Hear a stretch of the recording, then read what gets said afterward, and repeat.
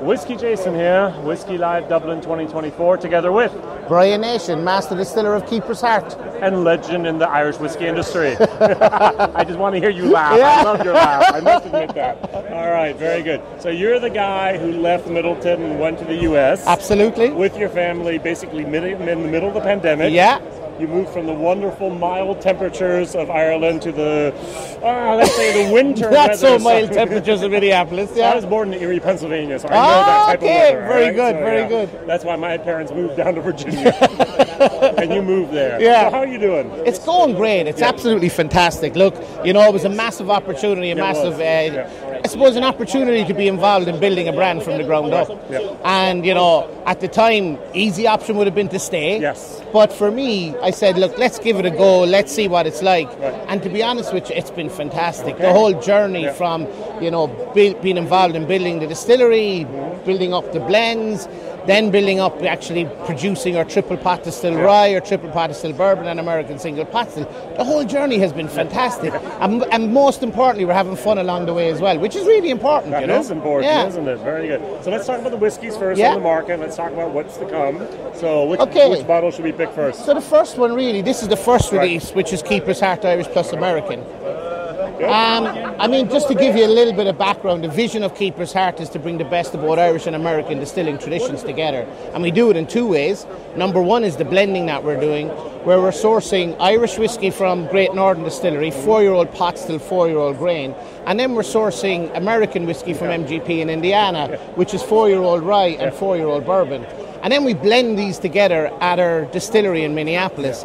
And what we're actually creating is a whiskey that portrays both the influence of Irish and American in one bottle. Right. So it really gives an extra dimension of flavour, taste, complexity and balance that you wouldn't necessarily get with 100% Irish or 100% American whiskey. The reaction to it has been amazing. This one, which is the Irish plus American, is a blend of Irish pot still, Irish grain whiskey and American rye. And that actual mix has really brought forward, you get a lovely kick of rice spice, but then it's followed by the herbal earthiness of the pot still.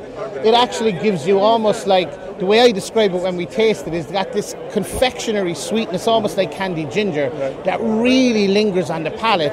And then when you come to your finish, you're getting that combination of freshly charred oak, but also a beautiful barley cereal note, which for me is very important because of the influence of the pot still element on the rye as well. Great. And the next bottle? So the next bottle would be our second release, which is our Irish plus bourbon. So Irish plus bourbon is a blend of Irish pot still, Irish grain whiskey and bourbon. With the first whiskey we looked at, the Irish plus American, that was more Irish forward. Right.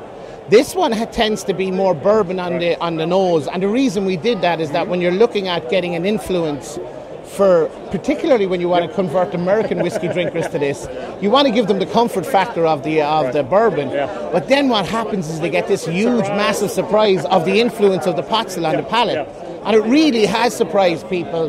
And what I think it does is it brings that Irish dimension into your bourbon influence, where you've got your corn sweetness, you've got your perfume, your pepperiness, and then the herbal earthiness of the pot still kicks in. And what it does is it almost tricks the mind into thinking, my God, what am I drinking? And I think what it also has done is it kind of does remove some of that sometimes robust wood finish. And what it does is it brings a lovely kind of smoothness to the final finish of the whiskey, but also brings the barley cereal note in towards the end as well. Wonderful. All right, and of the three bottles here, maybe the last of the least? Yeah, so this is our 10-year-old single malt. Yep. This is 10-year-old single malt that we source from Great Northern Distillery. It's ex-Cooley Distillery, actually. And, the quality of that single malt is whiskey that you could have put in a bottle on its own and just would be very proud of the result. But we wanted to do something quite different to it in order to give it a little bit of a lift and to bring some of our own innovation to it. So we decided to finish it in Malaga wine barrels. Now for me, Malaga wine barrels really do give a beautiful influence, and I've always loved the influence of Malaga wine. And what it did was just put it in there for a few months in order to, first of all, bring a little bit of a textured mouthfeel. Because sometimes 10-year-old single malt can be that little bit dry on the palate. So by putting it in a barrel like this, it brings a little silky mouthfeel to the whiskey. But then it also adds some beautiful honey sweetness, apricot, stone fruit and almond nuttiness. But doesn't take away from the true DNA of that malt whiskey. It has a fantastic biscuity, cereal and fruitiness from the actual distillate itself. So really has been a great reaction to our whiskey. It was voted Best Irish Whiskey for 2023 in the San Francisco International Spirits Competition, something that we're really proud of. Of course. And, you know, it just showcases again that while we're doing this whole Irish-American blends together as well, we're also proud to bring single malt Irish whiskies to the market as well. Excellent. Keeper's Heart, why that name? So there was a lot of thought and effort went into the actual name.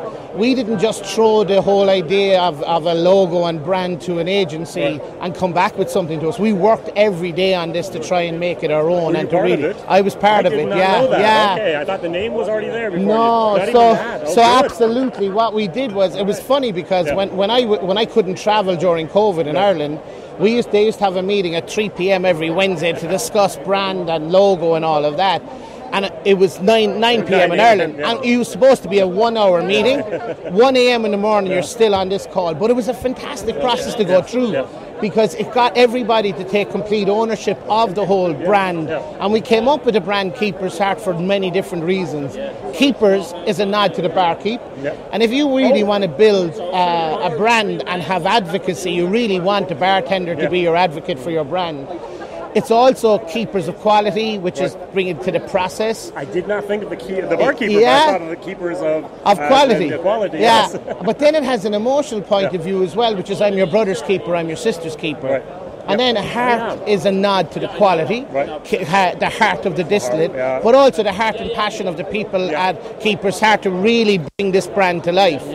And then there's some lovely Easter eggs around the logo as well. You've got the words Fugit Ora, which means the hour flies. And if you consider everything that we have been through over the last number of years, it was very fitting to put that on because, you know, it really is all about making the best of the moments we're keeping. And also, that is the family motto of the O'Shaughnessy family, who are the co-founders of the distillery. So we had a lot, and then if you look at the actual logo itself, you have a lovely pair of keys. They signify the spirit safe, and they have a heart and a K and a H. Then you have a clock to signify the time, and then at the 12 o'clock you've got a castle with a window with a little drop perceived by a drop of whiskey, and that's the keep where you store your most prized possessions. And if you come to our facility and come and visit us, we bring people to do their tasting down in the keep, where we showcase all of the whiskies that we have. So it's really, there was a lot of thought and effort put into it. And even the very design of the bottle, the bulge on the neck of the bottle is actually to signify the OG on our pot still. So we put a lot of thought, and I think that was important for us because it gave us ownership of the brand itself. Now let's talk about the distillery. So it's been running now for what? So we've been running the distillery since August 2021. 2021. Okay, so good. We've been laying down stocks. Almost 3 years now. So we've been laying down stocks of American single pot stills. So using that quintessential style of mash bill of malted barley and unmalted barley. Are you using different mash bills or only one mash bill? We're bill? using one mash bill for the American single pot still at the moment. And then we're distilling it 3 times in copper pot stills. And beautiful. Go to the website. Look at you have some great photography and a great. It's an amazing space because it's 30,000 square feet, 15,000 square feet of operations, and 15,000 square feet of hospitality. And one of the big things that happen when you go in the door of the hospitality, the 3 pot stills are looking out through a window at you, and it's an amazing experience for someone that sees it for the first time. So we're Americanizing that Irish or that American single pot still by maturing it in virgin American oak barrels. And to do that, we produced a heavier style of pot still to be able to cope with the virgin American oak. That's maturing now, and it will hit 3 years in September, and we will launch it in Q4 of 2025. Oh, good. And then we're also producing a triple pot distilled rye, first time ever that there'll be a triple pot distilled rye in the market. And we're also producing a triple pot distilled bourbon. And what's fantastic about that is that they're American whiskies, but they taste unlike any rye or bourbon that you have in the market today. Yeah. And we're tasting people on the distillate and the maturing distillate at the moment, and to see the excitement in people's eyes is really great for us, because it's one thing for us to like what we do, but if other people coming in from the outside taste it and actually like it, that gives us a lot of confidence going forward. Sure. So there's a lot happening on a day-to-day basis there. It's a great place to come visit. We're right alongside Surly Brewing in Prospect Park. And you know, that in itself is an area that has really developed over the last couple of years, and people are beginning to see it as a destination place to go and visit the brewery or go and visit the distillery. And there's some fantastic food all around there as well. So, you know, it's a great place to come and visit. So if you are in Minneapolis, if you are looking for something to do, come visit us in Prospect Park. Very good. I'm asking everyone one last question. It's about water. Now in Kentucky they say limestone hard water is the best. In Scotland they say the soft water is the best. All right, we're now in Minneapolis. What type of water we we're have there and why? We're actually taking our water from an underground well, and it's actually coming from a limestone aquifer. All right. It has great, like the one thing about the water is the mineral content from the limestone aquifer allows you to have a great brewing process taking place and assist in the fermentation. Don't they? So from that point of view, we're very fortunate with the aquifer that we have, and it's great to be able to take that natural source and to be able to put it through your process. Right. And you know, at the end of the day, it obviously water has an influence, but when you're doing a triple distillation process, you're moving further away from the water element, and you're really concentrating more on the fermentation and the distillate side of things. But for us, we're lucky to have that aquifer available to us to draw from on a regular basis. And it's the same aquifer that the brewery next door are using, so, you know, it's good water. And capacity, what are you at capacity? How much so are you making a year? We have the capacity of 600,000 litres of pure alcohol a year. Right. We split between our production between, we'd say, our own requirements, and then we do some contract distilling as well. Contract distilling at the moment is beginning to go through a decline, so we'll be moving away from the contract distilling element of it and just concentrating on our own make then going forward. And we have plenty capacity within the distillery to meet that. Good. Very, very good. So online we can find you where? What is the address? www. So it's www.osdc.com or www.keepersheartwhiskey.com. That's easier. Exactly, yeah. That's very good. Thank you very much. WhiskyJason here together with Brian Nation, Master Distiller of Keeper's Heart. Ciao. Thank you. Bye-bye. Excellent. Cheers. Thanks.